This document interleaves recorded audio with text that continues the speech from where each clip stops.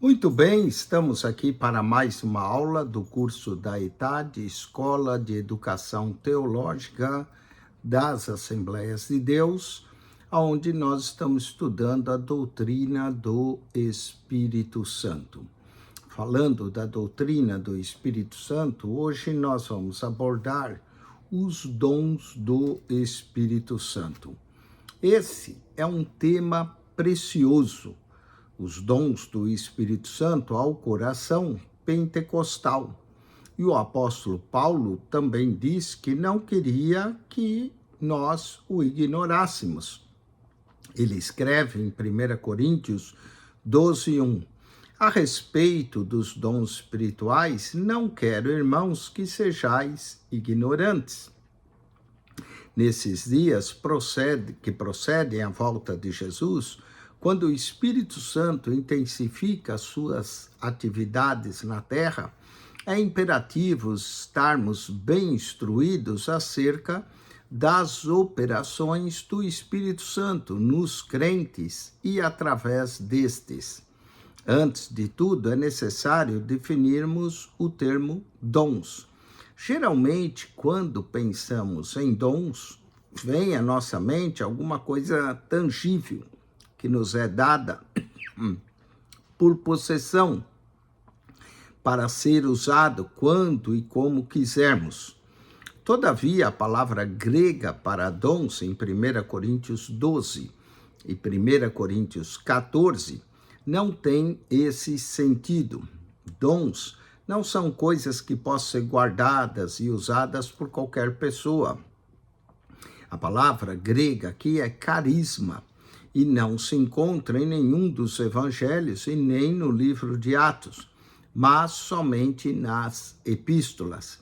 Essa palavra significa literalmente habilitação do favor e da graça de Deus. Portanto, os dons é uma habilitação que o Espírito nos concede. E é com esse sentido que a palavra é usada em 1 Coríntios, capítulo 12, versículo de número 31, onde Paulo diz: entretanto, procurai com zelo os melhores dons. É bom notarmos que há outros dons, além dos 9 mencionados em 1 Coríntios 12, verso 1 a 11. Você pode ver também Romanos 12, verso 3 a 8, que nós temos outros dons, e Efésios 4, 7 a 17, dons ministeriais. Alguns dizem que em Romanos 12 são os dons funcionais, em Efésios, dons ministeriais, e em 1 Coríntios, dons espirituais. Muito bem, então nós vamos entrar agora nessa lição de número 9. Se você é aluno, você pode acompanhar na sua plataforma digital. Se você não é aluno, você pode ouvir acerca dos dons e aprender mais aqui sobre os dons espirituais. Se você também não é aluno, se inscreva no nosso canal. Lá você vai achar muito material e conteúdo para você. PR Eugênio Piacentini, o canal da Bíblia. Nessa lição, nós vamos abordar 7 temas, os 7 textos. Nós vamos dividir os 9 dons em 3 grupos de 3 dons. Então, os primeiros dons nós vamos chamar dons de revelação, que é a palavra da sabedoria, a palavra do conhecimento e o discernimento de espírito. Depois, nós iremos abordar os dons de poder, que é a operação de maravilhas, os dons de curar e o dom da fé. Esses dons trabalham juntos. Então, vamos ter o texto 3 e 4, dons de poder. E, por último, abordaremos dons de alocução ou de locução, que são os dons que têm a ver com a fala, os dons de língua, não é? Línguas estranhas, a interpretação das línguas e o dom da profecia. Ao concluir esse estudo, você deverá ser capaz de definir esses dons e explicá-los, amém? Vamos então ao texto 1. Falemos dos dons de revelação. Nós vamos dividir os 9 em 3 grupos. O primeiro grupo, dons de revelação. Os dons do Espírito pode ser classificado em grupos de 3. Conhecemos o primeiro deles, que nós vamos denominá-los dons de revelação, que se constitui a palavra da sabedoria, a palavra do conhecimento e o discernimento de espíritos. Vejamos, a palavra da sabedoria. Não é raro ouvirmos a expressão dom da sabedoria, mas sabedoria não é um dom, apesar de ser dada por Deus. Mas não é dessa maneira que a Bíblia se refere a esse dom, ou a essa dádiva divina que lemos, porque a um é dado mediante o Espírito a palavra da sabedoria.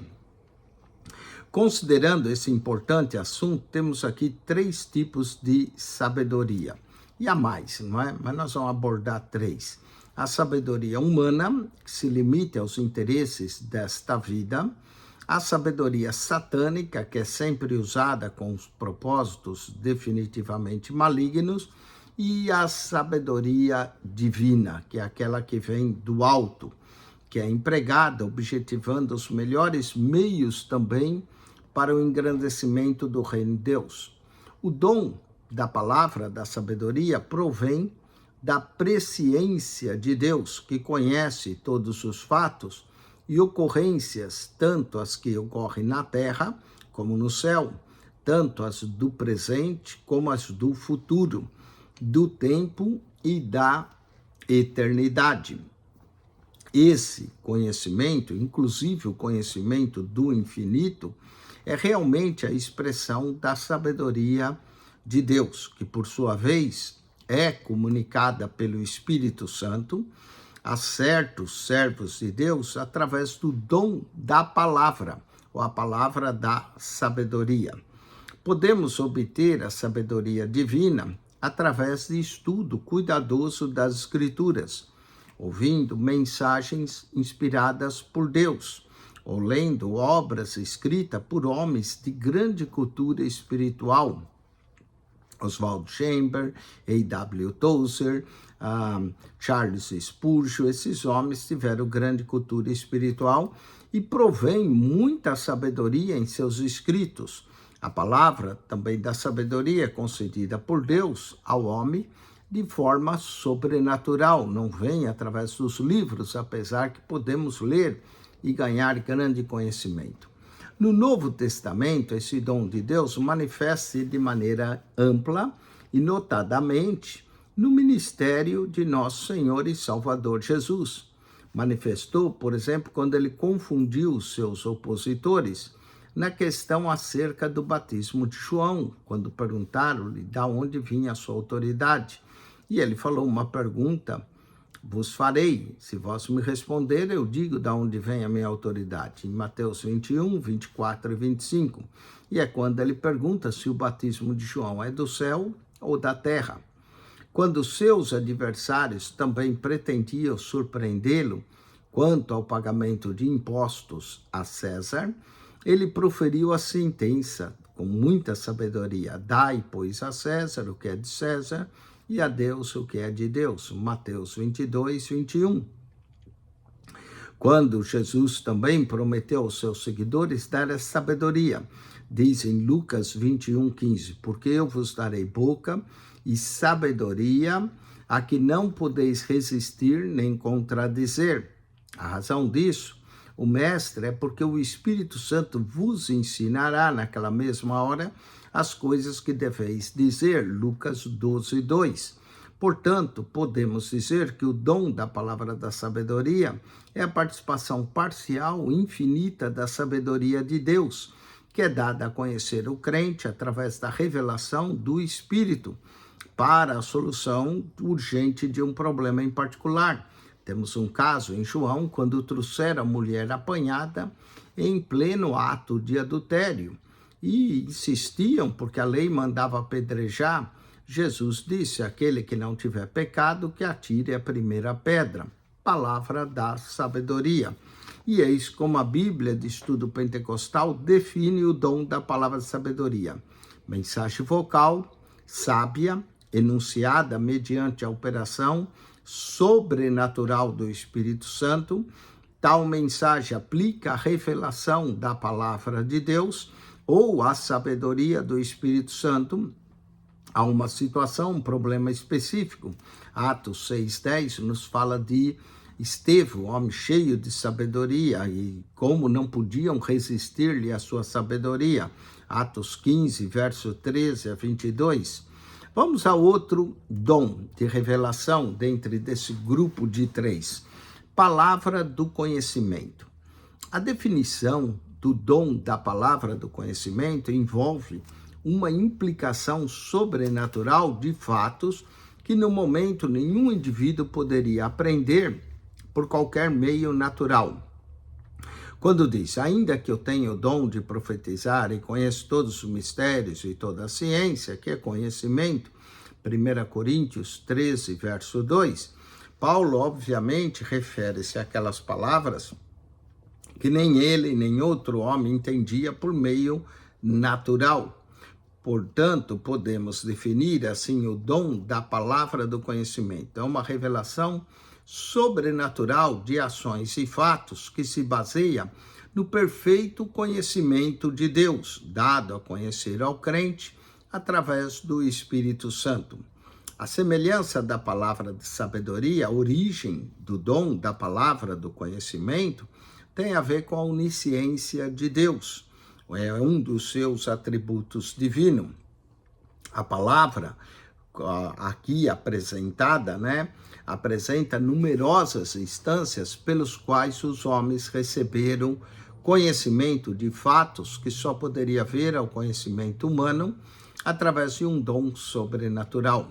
Novamente, temos o Senhor Jesus, que manifestou esse dom durante seu ministério terreno, quando, por exemplo, soube que Natanael estivera debaixo da figueira, João 1:48. Sabia também a condição moral e espiritual da mulher samaritana, ao declarar a ela que ela já teve 5 maridos e o marido que ela tinha não era seu marido, João 4:18.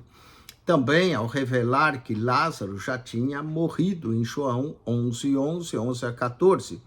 E outros exemplos desse dom no ministério de Jesus pode ser visto em Mateus 21, 2 e 3, Lucas capítulo 22, 10 e 3, ao citar o nome de Zaqueu, desce depressa, Lucas 19, como Jesus sabia o nome dele, não é? São palavras do conhecimento. Muitos estudiosos acreditam que a palavra do conhecimento está especificamente relacionado também ao ministério do ensino na igreja primitiva. Mas não devemos pensar que isso se refira a uma habilidade natural que é dada devido à análise, à lógica e à exposição. A palavra do conhecimento é sempre resultado de uma manifestação sobrenaturalmente divina. E às vezes é até confundido como profecia, como no caso da mulher samaritana. Jesus falou palavra conhecimento e ela declarou que ele era profeta. As faculdades intelectuais do homem são úteis para o trabalho, mas a palavra do conhecimento convém como um intermédio do Espírito Santo e algo sobrenatural. Vamos marcar para ser, para certo e para errado. Paulo disse aos Coríntios, porque a um é dado mediante o Espírito a palavra da sabedoria, certo? Em sua presciência, Deus conhece todos os fatos e ocorrências da terra e do céu, e do presente, e do futuro, e do tempo e da eternidade, certo? Aqui, 9:3, em estudando cuidadosamente as Escrituras, ouvindo mensagens espirituais, ou lendo obras de grandes escritores espirituais, o homem pode obter sabedoria divina. Errado, Esse dom é um dom sobrenatural e não vem dos livros, apesar de nós termos bons escritos. Vamos ao texto de número 2. Ainda, continuando nos dons de revelação, falaremos do último grupo de 3. Palavra de sabedoria, palavra de conhecimento, discernimento de espíritos. Muitos falham na concepção real do discernimento dos espíritos. Pensam alguns erradamente que esse dom tem a ver com o julgamento das relações humanas. Para facilitar sua definição, vejamos o que o dom de discernir de espírito não é. Primeiro vamos falar o que ele não é, para depois falar o que ele é. Não é habilidade para descobrir faltas alheias. Segundo, ele não é a capacidade de ler o pensamento das pessoas. Terceiro, ele também não está associado a fenômenos espiritualistas. Ou quarto, relacionado à psicologia. Nada tem a ver. Tais atividades podem ser praticadas por pessoas totalmente ignorantes das operações sobrenaturais do Espírito de Deus. O dom de discernir espíritos não consiste em uma mera perspicácia que muita gente tem naturalmente. Falemos então da natureza do dom de discernir. Esse dom, assim como todos os outros, está no domínio sobrenatural divino e é uma manifestação. O sentido etimológico da palavra discernir é literalmente julgar, e julgar perfeitamente em relação às ações puramente naturais do homem, que isso significa habilidade natural, mas aqui é para se julgar os espíritos, e por isso precisamos ser ajudados por Deus. Discernimento é atribuído de Deus, pelo qual conhece absolutamente todas as coisas e é o único que tem autoridade para julgar. Por esse poder e conhecimento, Deus pode julgar todas as coisas com retidão, com precisão e com justiça. 1 Crônicas 28:9, Jeremias 17:10. Vejamos a função do discernir na igreja. A igreja é permanentemente assediada pelo poder das trevas.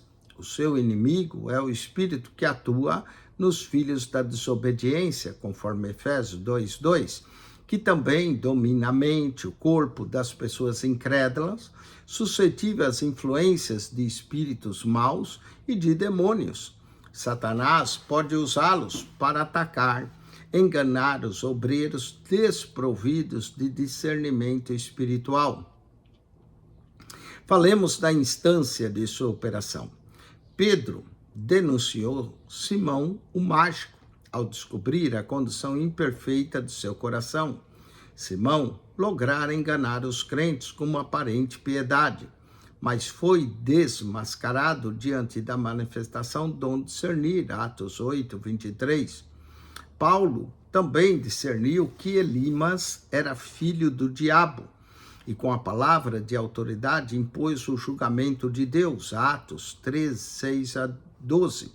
Outra vez, em Filipos, uma moça possessa de um espírito de adivinhação seguia Paulo e Silas gritando: esses homens são servos do Deus Altíssimo. Note que o que ela falava era verdade, mas Paulo ali desmascarou o demônio, que era um inimigo disfarçado, e expulsou aquele espírito de adivinhação, Atos 16, versos 16-18.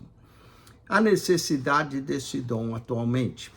Muitos cristãos hoje estão visivelmente desapercebidos dos fatos do reino espiritual. O dom de discernir os espíritos pode revelar a uma congregação do povo de Deus cheia do Espírito a origem de qualquer manifestação sobrenatural. Somos, sim, avisados pela palavra do Senhor que esses tempos serão caracterizados por tremenda influência sobrenatural satânica. Predominam as falsas doutrinas propagadas pela sedução de espíritos demoníacos, 1 Timóteo 4:1. Também os dias da tribulação serão marcados por milagres ou operações de Satanás, 2 Tessalonicenses 2:9, Apocalipse 13:14. Além disso, as Escrituras nos adverte que antes do arrebatamento da Igreja de Cristo, muitos se impressionarão com operações satânicas sobrenaturais, que enganarão, se possível, até mesmo os escolhidos, Marcos 13:22. É claro que em qualquer situação, somente um dos três espíritos pode agir: o Espírito Santo, o espírito humano ou o espírito satânico, que é do mal. E é o dom do discernimento de espírito que nos habilita a conhecermos qual é o espírito que está operando. Vamos com os exercícios. Assinale com X a alternativa correta. 9.4.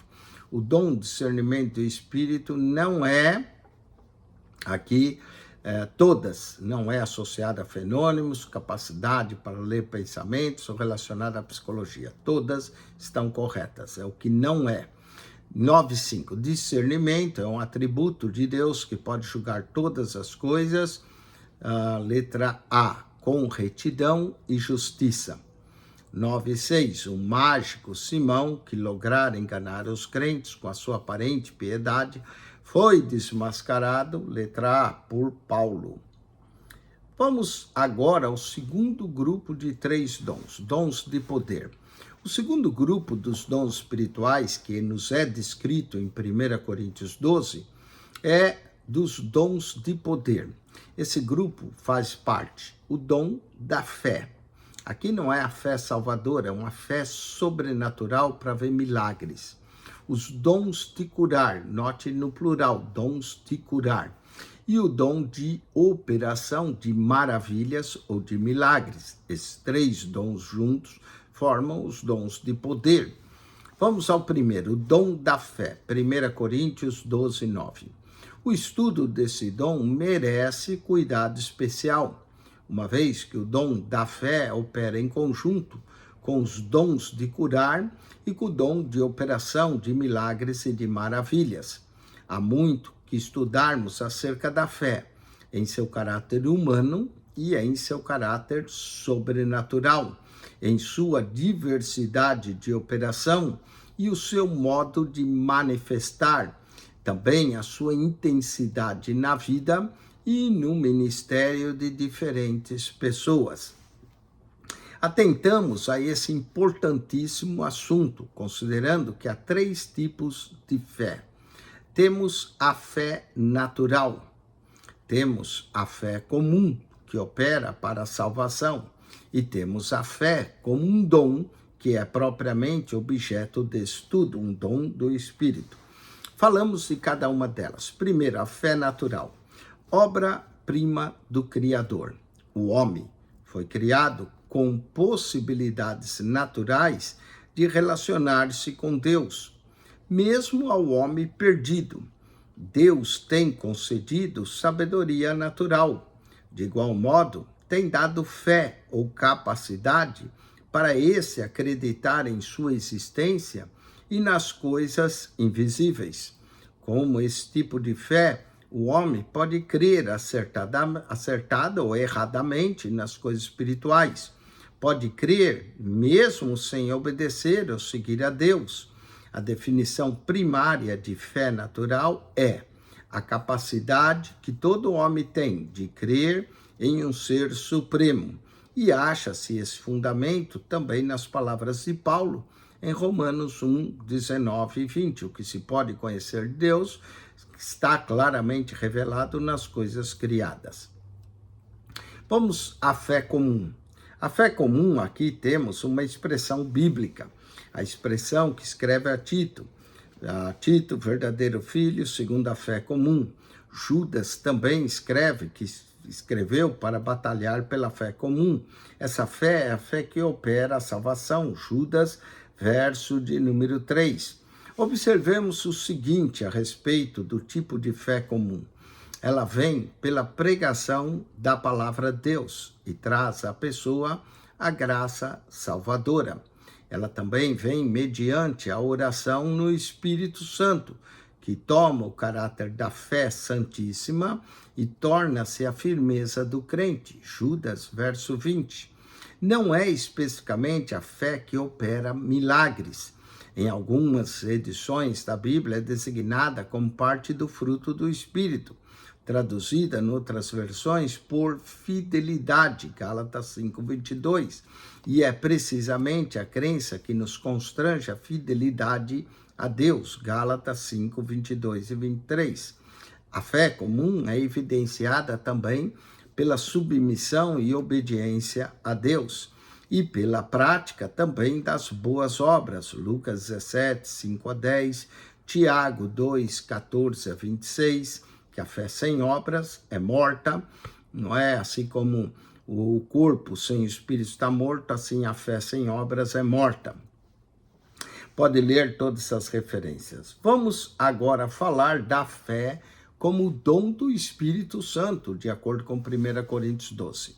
Além da fé natural e além da fé comum, que também é conhecido como fé salvadora, há também a fé como dom do Espírito. E esse é o objeto desse estudo, que estamos falando dos dons espirituais. Em certo sentido, toda fé é dom de Deus, mas há a fé sobrenatural. Ela pode partir do nível natural, vai exceder os limites do comum a todos os homens e torna-se mais e mais poderosa mediante as bênçãos recebidas como resposta às orações, a chegar à culminância da definição bíblica. Conforme Hebreus 11:1, fé é a certeza das coisas que se esperam. A fé tem dimensões indefinidas.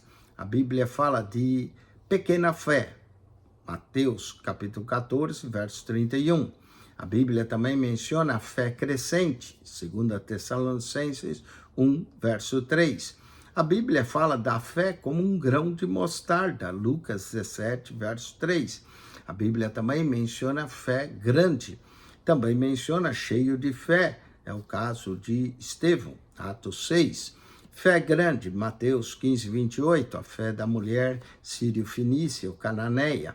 Esse estudo não comporta aqui um comentário detalhado sobre tais aspectos da fé, mas o que veremos a seguir tem por fim mostrar os diferentes estágios da fé e demonstrar a fé como um dom do Espírito Santo, que é passível de progresso e de aprimoramento. O dom da fé. O dom da fé habilita o crente a aceitar como realidade todas as promessas de Deus e agir na certeza plena de que Deus cumprirá a sua palavra. Desse tipo de fé, como dom, ela é poderosa e dinâmica e necessitamos tremendamente em nossos dias. A fé que domina todo o poder do inimigo e liberta todos os prisioneiros das mãos do diabo. É a fé que vence o poder das doenças e das enfermidades. É a fé que assegura o triunfo contra o poder do mal. É a fé que confere a certeza que tudo Deus supre na hora da necessidade, que abre as portas das prisões, que acalma o mar tempestuoso, que dá ao cristão a certeza de uma vitória contínua em toda a sua vida. Esse dom da fé é um trabalho sobrenatural do Espírito, uma porção dessa fé divina, que de fato é um dom do Espírito Santo que é derramado sobre a alma do homem. Pode fazer e até mesmo que é aparentemente impossível. Eis o dom da fé. Não confundamos, pois, com a fé comum ou a fé salvadora, que se manifesta para a salvação, logo que ouvimos a palavra de Deus, Romanos 10, 17. Vamos então aos exercícios dessa lição. Dentre os 3 tipos de fé existente, a fé que opera para a salvação é a letra D, a fé comum. Essa é a fé que opera para a salvação. 9.8. A definição primária de fé natural é a capacidade que todo homem tem de, crer em um ser supremo. Letra C, crer em um ser supremo. Essa é a fé natural. 9.9. A fé sobrenatural parte do nível natural, excede os limites do comum e torna-se mais e mais poderosa. Essa fé, letra A, é dom do Espírito, é a fé como um dom. 9.10. A fé que habilita o crente a acreditar como realidade todas as promessas de Deus é a fé que todas aqui estão corretas, que domina o poder do inimigo, que vence as doenças e enfermidades, que dá a certeza de que Deus tudo supre, todas estão corretas. Vamos ao texto de número 4. Continuando, falando dos dons de poder. Só falamos no texto 3, dom da fé. Agora vamos falar dos outros dons, como os dons de curar e o dom de operação de maravilhas. Continuando a estudar os dons de poder, veremos agora os dons de curar e o dom de operação de milagres ou maravilhas. Infelizmente, para prejuízo próprio e da igreja também, muitos cristãos da atualidade consideram esses dons como coisas do passado, que aconteceu no passado e não acontece mais. Esse pessoal que crê nisso é chamado de cessionista, para eles os dons cessaram. Mas eles são para a igreja hoje também, tanto quanto foram nos dias apostólicos. Nós que cremos na continuidade dos dons, eles são cessionistas e nós continuistas, nós cremos na continuação dos dons. Vejamos os dons de curar. Hoje as pessoas ficam enfermas, doentes? Sim, então o dom é necessário. O poder para curar é muito desejado pelas pessoas, por ser também um sinal eloquente, ostensivo, principalmente na confirmação da mensagem do Evangelho, como também em razão da verdadeira simpatia cristã para aqueles que sofrem e do desejo de proporcionar alívio. Muitos passam a crer em Deus depois de uma cura milagrosa. A semelhança dos demais, os dons de curar depende também da soberania de Deus. A seu respeito, vamos considerar o seguinte. Primeiro, a cura pode ser operada gradualmente. Embora ocorra muitos casos de cura instantânea, há muitos casos que não o são. Em outras palavras, a causa da ferida é eliminada pelo poder de Deus, mas ela não é, às vezes, sarada imediatamente. Temos o exemplo disso na cura do cego de Betsaida. Quando o levaram até Jesus, as pessoas suplicaram que ele tocasse. Jesus, tomando o cego pela mão, levou-o para fora da aldeia e, aplicando saliva aos olhos, impondo-lhe as mãos, perguntou: vê alguma coisa? Ele, recobrando a vista, disse: vejo os homens, porque como árvores o vejo andando. Marcos 8, verso 22 a 24.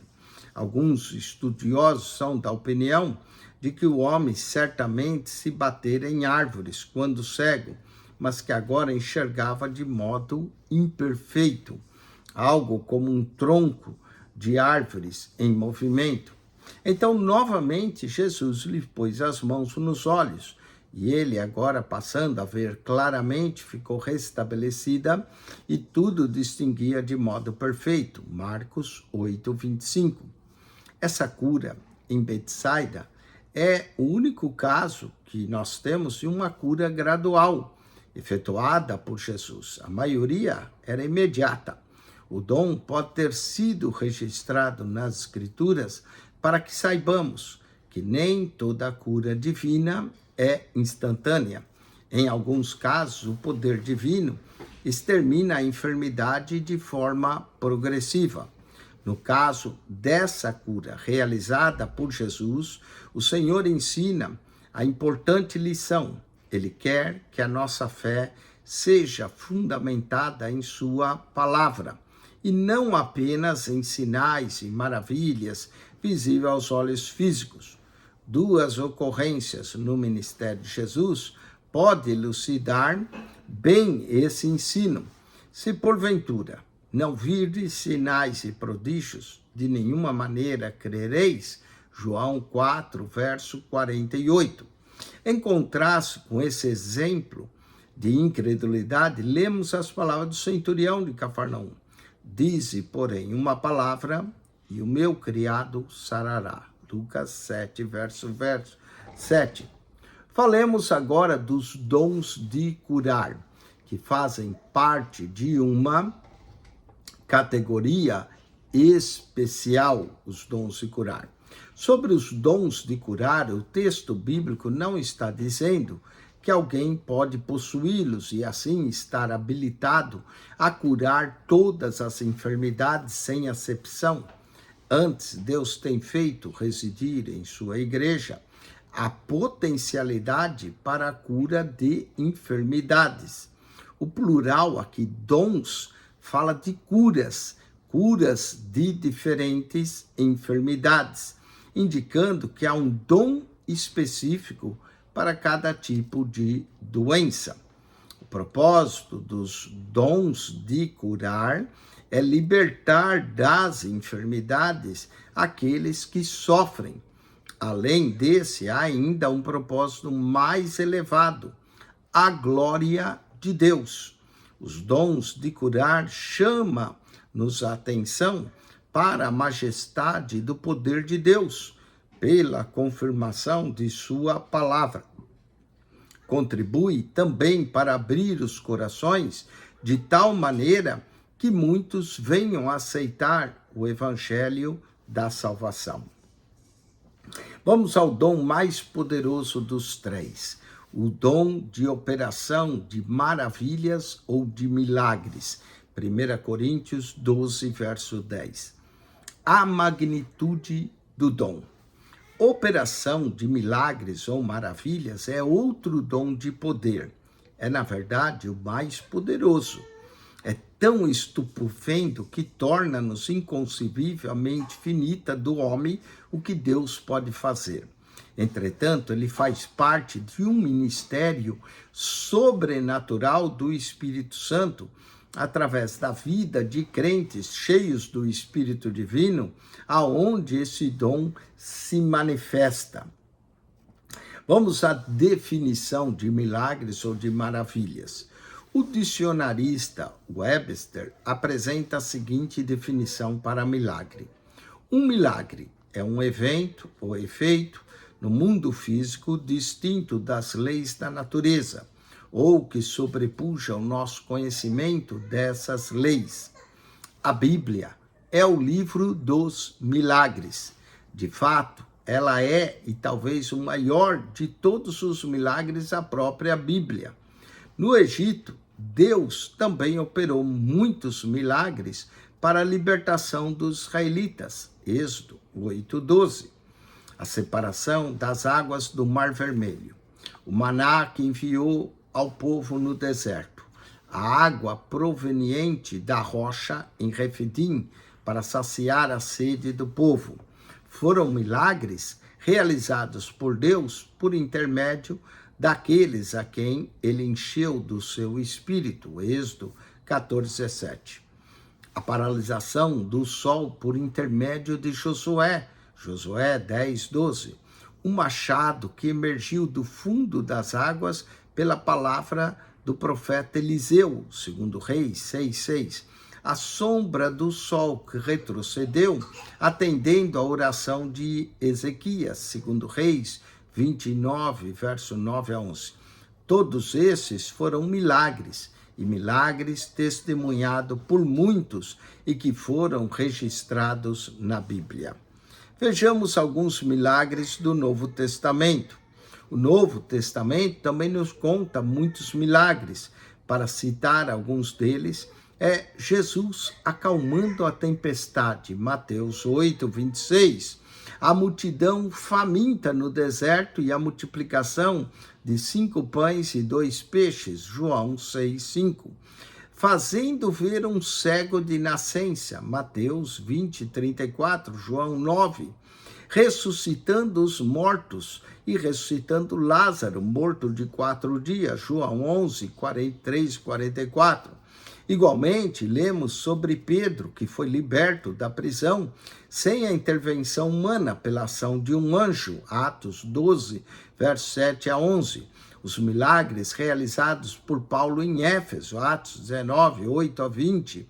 Todos esses milagres consistem em autênticas demonstrações do poder sobrenatural de Deus. Há necessidade de milagres na igreja. O aumento das atividades de Satanás nesses dias requer da igreja o crescimento na fé e no poder, para que possa ser vitoriosa contra as forças do inferno. Permita a Deus que nunca tenhamos que confessar como seus servos no passado. Já não vemos os nossos sinais. Salmo 74, verso 9. Que Deus, em sua infinita graça e misericórdia, levante homens e mulheres nos dias atuais, homens humildes, consagrados a Deus, que possam ser usados no exercício desse maravilhoso dom do Espírito Santo, que é a operação de milagres e de maravilhas. Vamos aos exercícios. Marque-se para certo e para errado. O recebimento dos dons de cura ou de curar depende exclusivamente de o crente querer receber e não da soberania divina. Errado. Depende da soberania divina. 9:12. O propósito do dom de curar é libertar das enfermidades e, acima de tudo, a glorificação de Deus. Certo. A operação de milagres é outro dom de poder e ele se realiza por meio de pessoas que se submetem a treinamento com espiritualistas. Errado. 9:14. O aumento das atividades de Satanás nesses dias requer da igreja o crescimento da fé e mais poder para prevalecer contra as forças do mal. Certo. Vamos ao último grupo, dons de alocução. 3 dos dons mencionados em 1 Coríntios 12, verso 8 a 11, têm relação com a palavra falada. E por isso denomina-se dons de alocução, que são os dons de a profecia, dom de profecia, o dom de variedade de línguas, ou chamado dons de línguas, e o dom da interpretação das línguas. Vamos ao dom da profecia. Dentre os dons de alocução, a profecia ocupa o primeiro lugar. O termo profecia tem sido definido como falar na própria língua sobre a inteira unção do Espírito Santo. Uma pregação inspirada pode conter, sim, elementos proféticos. Contudo, a profecia é inteiramente diferente de uma pregação ordinária. Profecia é a voz através da qual falam a sabedoria e a fé. É a voz do Espírito Santo. Ralph Riggs in the Spirit Himself. Observamos o seguinte, alguns pontos interessantes a respeito da profecia e do seu propósito. A profecia nem sempre é predição de futuro. Muitos ministros pentecostais podem testificar de ocasiões em que, meio a um sermão, subitamente o Espírito veio sobre eles de maneira fora do comum e por um bom período de tempo foram tomados por esse poder, proferindo verdades em que não pensaram nem entenderam antes.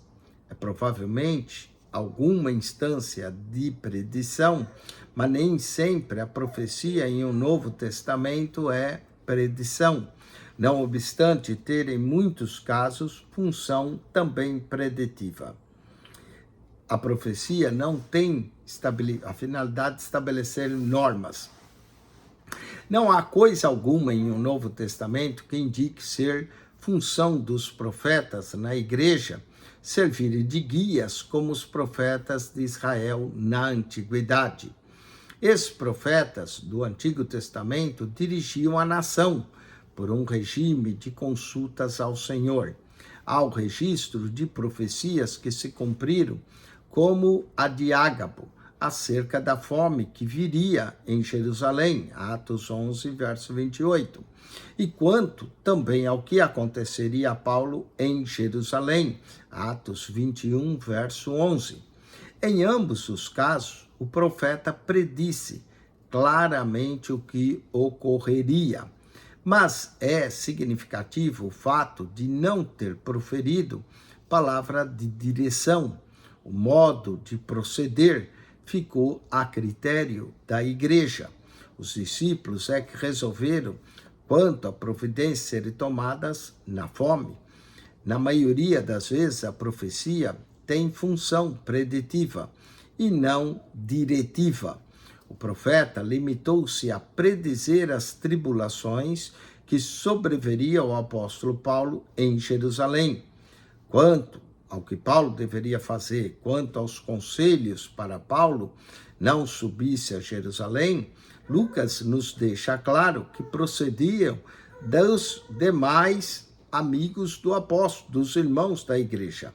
Não duvidamos que o próprio Ágape, na qualidade também de amigo de Paulo, concordasse em aconselhar, evitar ir a Jerusalém. Mas, por fim, prevaleceu a decisão de Paulo, com a qual os amigos concordaram. Atos 21:14, faça-se a vontade do Senhor. Certamente, Ágabo, o profeta, não ficou ressentido, atribuindo ao apóstolo uma atitude rebelde por ter subido a Jerusalém. Como profeta que realmente era, sabia que a missão que lhe fora confiada, o Espírito Santo, era apenas predizer o que aconteceria a Paulo em Jerusalém, não para que Paulo fugisse à determinação de Deus a seu respeito, mas se preparasse para aquela fase perigosa que haveria do seu ministério. Qual o objetivo da profecia foi alcançada?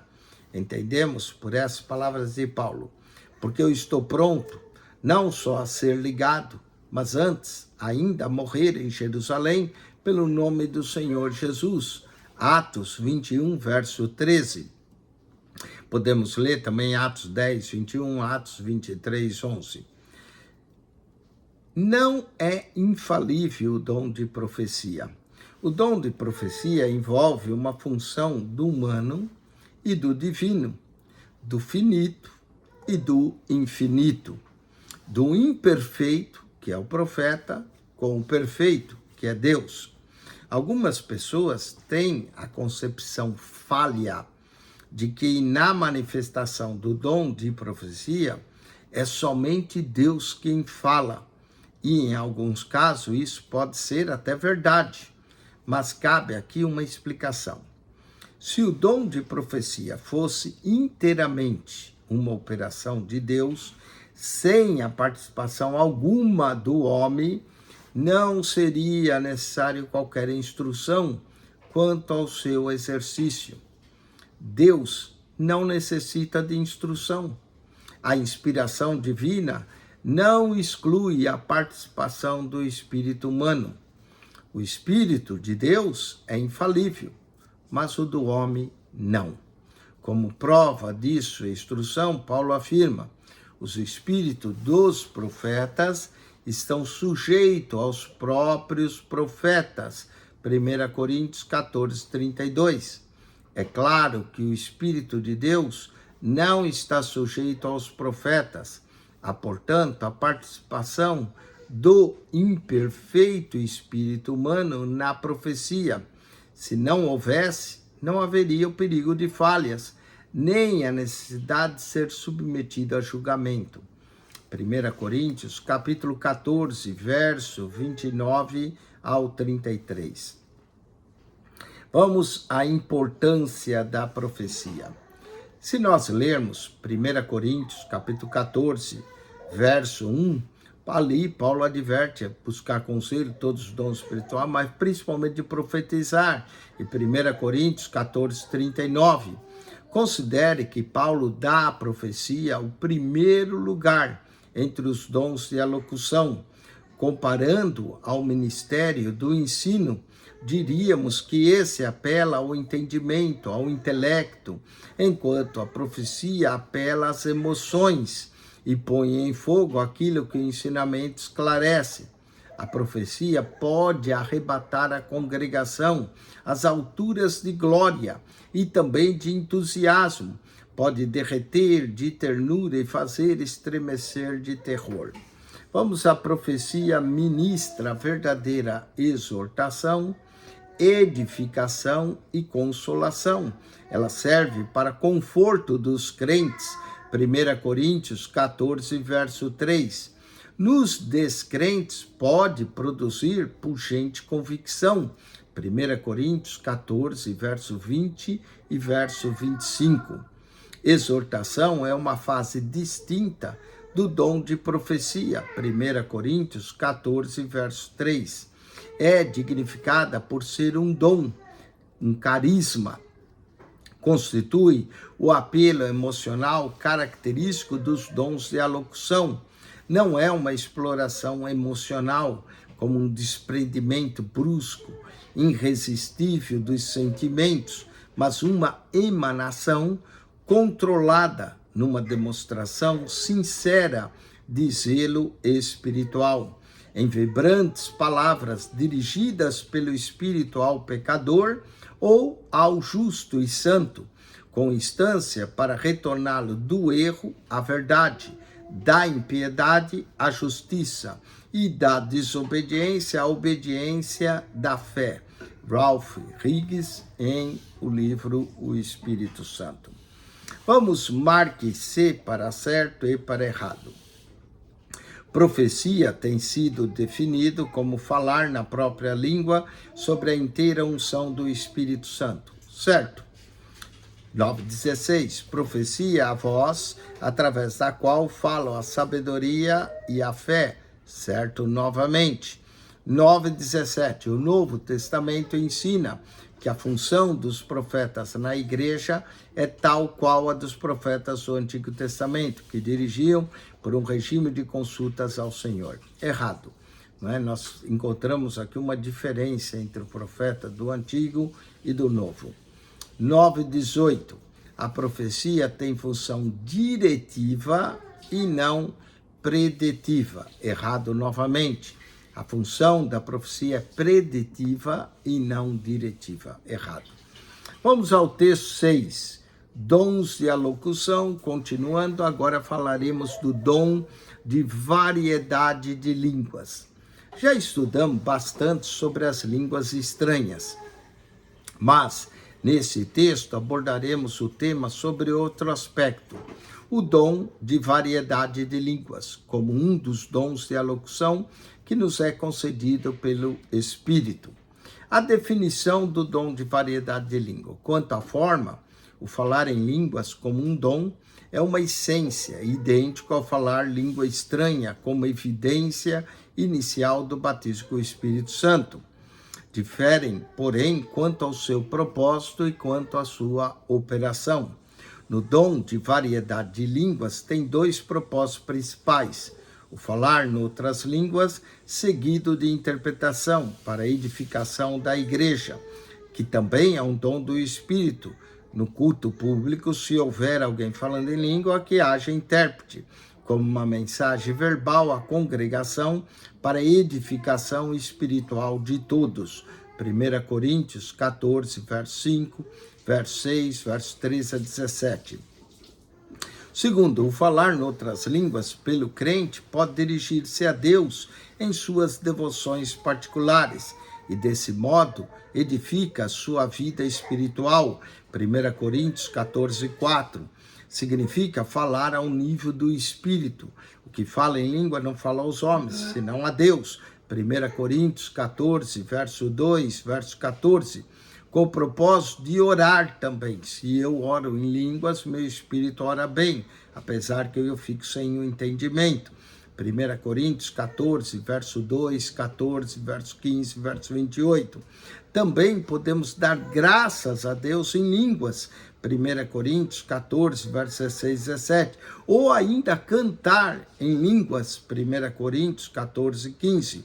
Donald C. Stamps, o falar em línguas, Bíblia de Estudo Pentecostal, página 1631. É bíblica a cessação das línguas? Não é verdadeira nem bíblica a afirmação de que as línguas deixaram de existir. É carente, sim, de melhor interpretação por parte dos cessacionistas, dos negativistas, dos aqueles que negam o dom, o texto invocado com base de tal suposição. Os que pretendem provar a cessação das línguas, quer como dom, quer como evidência do batismo com o Espírito Santo, não têm outro propósito senão negar o batismo com o Espírito Santo e suas manifestações visíveis. Tais pessoas que se julgam fundamentadas em 1 Coríntios 13:8, onde se lê: o amor jamais acaba, mas havendo profecias desaparecerão, havendo línguas cessarão, havendo ciência passará. Isso somente interessa aos que se opõem ao batismo, acompanhado de línguas estranhas. Concordo que o dom de profecia e de ciência, mencionado no mesmo texto, estão em plena vigência, mas é claro que as línguas cessaram no fim do primeiro século.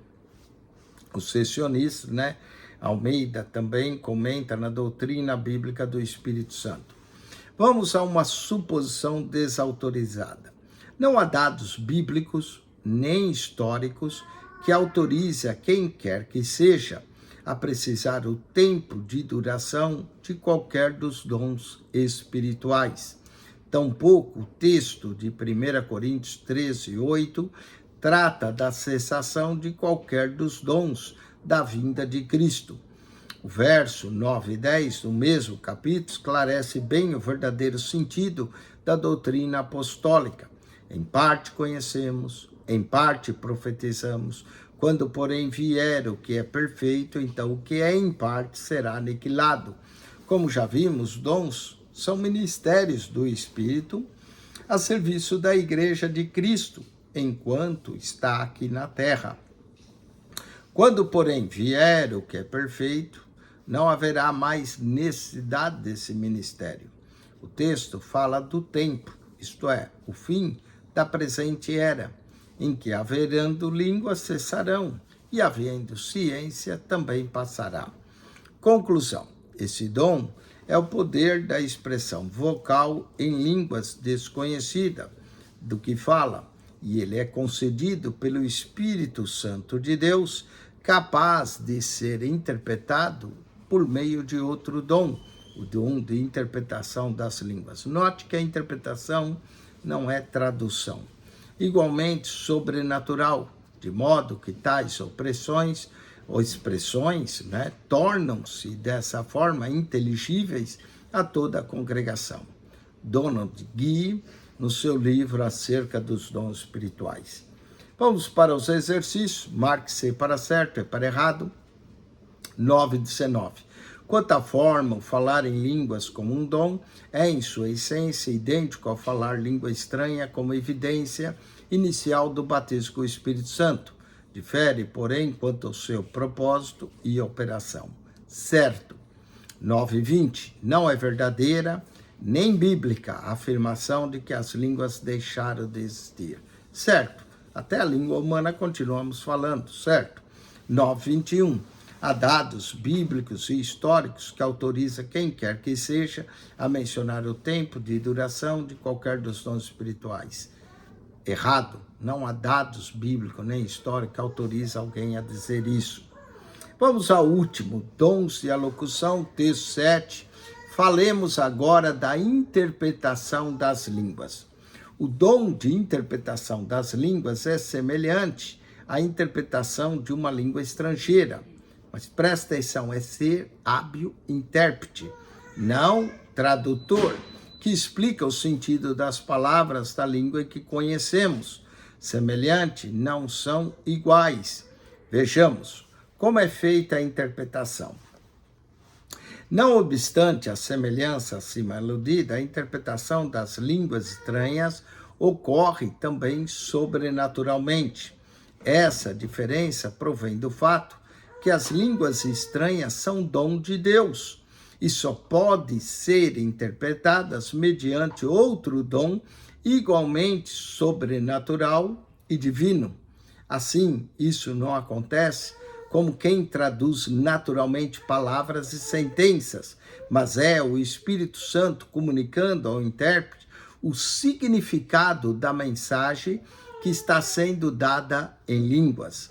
A interpretação é feita não mediante a atenção das palavras da pessoa que fala em línguas, mas por meio da concentração em espírito com o Senhor, que dá a interpretação mediante o dom referido. Falemos ainda da interpretação como a locução inspirada. Esses dons, às vezes, são chamados de alocução, dons de inspiração. Na interpretação, as palavras são dadas por revelação e seguem as regras da profecia e de toda locução inspirada, vindo tanto por visão como por outro meio que é escolhido por Deus, de acordo com a infinita sabedoria do próprio Deus. Quanto ao dom de interpretação, opera-se em consonância com o dom de línguas. Os dois juntos, muitos acham que equivale ao dom de profecia, mas se equivalesse não é preciso os dois juntos, basta a profecia, não é? Aqui alguns pensam isso, mas não é exatamente assim. Línguas mais interpretação não é profecia. Profecia é Deus falando ao povo. Línguas é o homem falando a Deus, ou glorificando ou exaltando a Deus, e a interpretação tem que ser coerente. Não há necessidade de intérprete oficial na igreja. Algumas vezes, a manifestação do dom de língua pode vir na forma de uma mensagem ao descrente, em uma língua que ele não entende. 1 Coríntios 14, 22 a 25. Nesse sentido, a língua pode ser um sinal. Em outras ocasiões, pode haver nas línguas uma mensagem de edificação ou ainda de exortação para toda a igreja. Em tais oportunidades, entretanto, deve haver intérprete da mensagem para que todos sejam edificados. Sem a complementação desse dom, a mensagem em línguas não apresenta utilidade, não traz proveito à congregação, e seria uma violação da regra estabelecida por Deus através do apóstolo Paulo em 1 Coríntios 14. Não há também necessidade de intérprete oficial na igreja, considerando que o mesmo Espírito Santo que ungiu o crente a falar em outras línguas também pode ungí-lo para dar a sua interpretação. Essa é a forma que melhor satisfaz o ensino bíblico. Pelo que fala em outra língua, ore para que possa interpretar. 1 Coríntios 14, 13.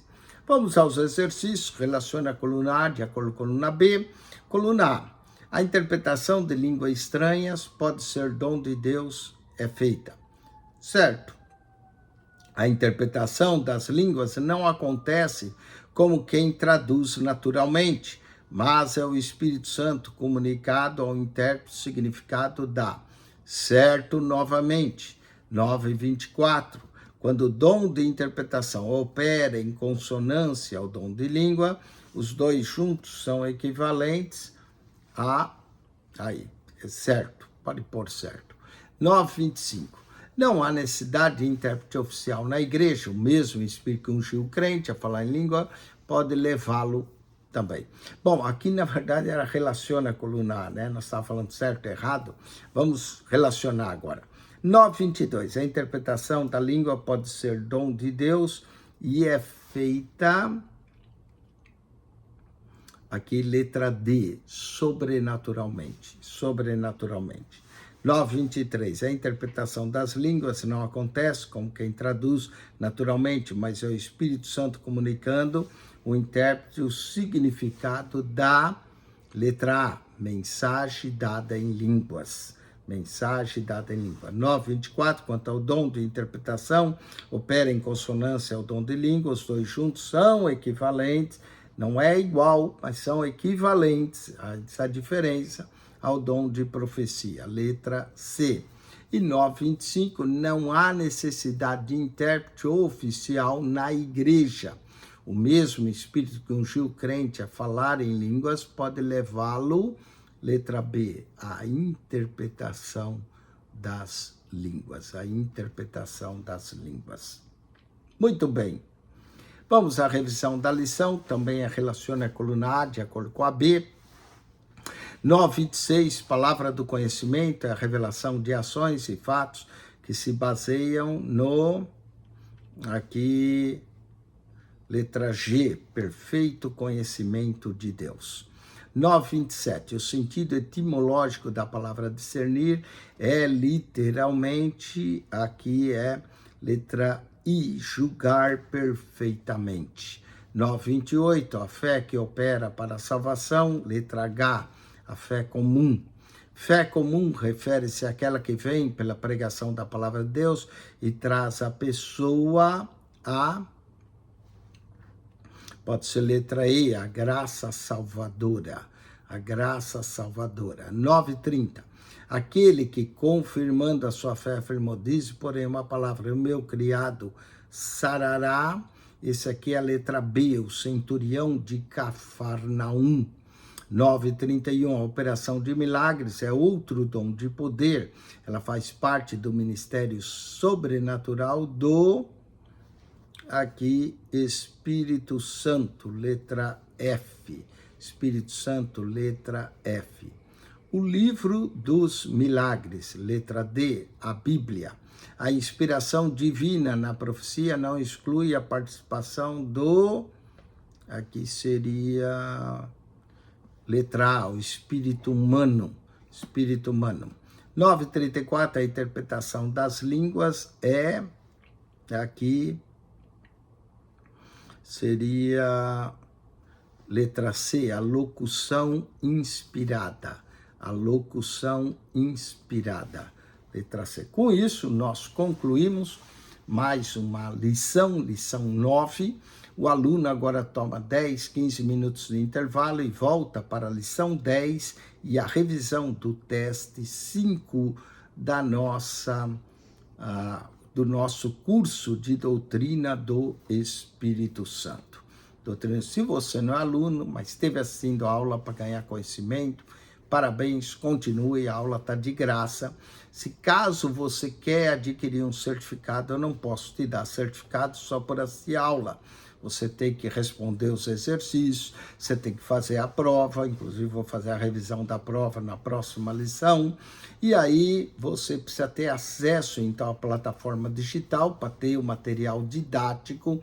Você precisa ter acesso ao WhatsApp do aluno para fazer a prova é digital.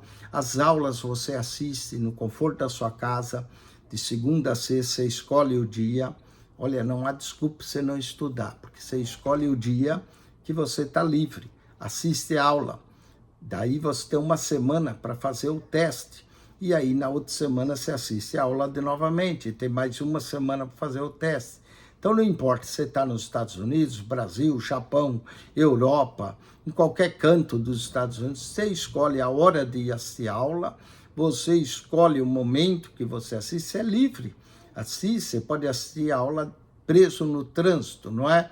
E aí você responde, obtém a sua avaliação e vai obter o seu certificado.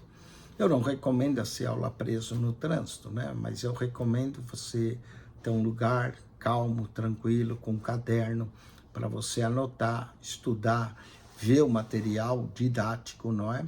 Mas você pode se matricular. Entre em contato conosco, faremos a sua matrícula, não é? Daremos acesso à plataforma digital da ITAD, ao WhatsApp do aluno, para que você estude, obtenha o seu certificado de teologia. PR Eugênio Piacentini, o canal da Bíblia. Entre lá no canal, há tanto material, há mais 7.900 vídeos, há outras aulas da ITAD, há aulas da Escola Bíblica Dominical, há um comentário de toda a Bíblia, há personagens do Antigo, do Novo Testamento. É bastante material para você. Mais de 7.900 vídeos. Divulgue esse canal, fale para amigos, familiares, para todas aquelas pessoas que você conhece, que gostam de aprender e de estudar a Bíblia. PR Eugênio Piacentini, daqui 10, 15 minutos, voltamos para a lição de número 10, a doutrina do Espírito Santo.